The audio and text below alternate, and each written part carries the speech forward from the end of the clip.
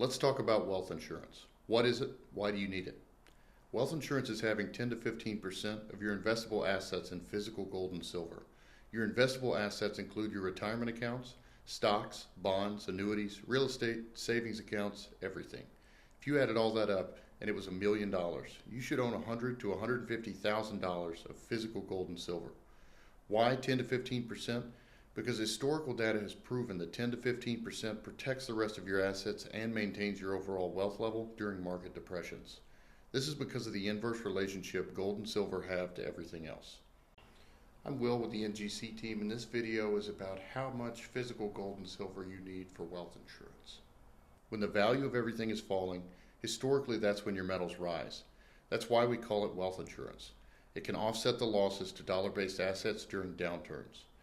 You don't need to be worried about the value of your metals dropping because typically that means the other 85 to 90% of your assets are growing substantially. In a long-term position, metals have always retained their purchasing power. A common question is, how long should I own these metals? Well, how long do you want to make sure your overall wealth level doesn't drop? Remember, this is wealth insurance. You wouldn't drop your home insurance just because you've had it a few years. In the U.S., we average a recession every 6.5 years. That's when your metals do their job and gain while everything else is losing.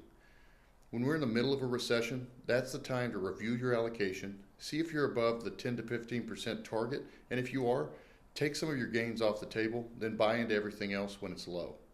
Our recommendation is holding for a minimum of 5 years before liquidating. This allows your metals time to react to any changing market conditions. If you've watched this video and realize you don't own the proper amount of metals to ensure your wealth, contact your advisor and watch our next video on the different types of gold and silver.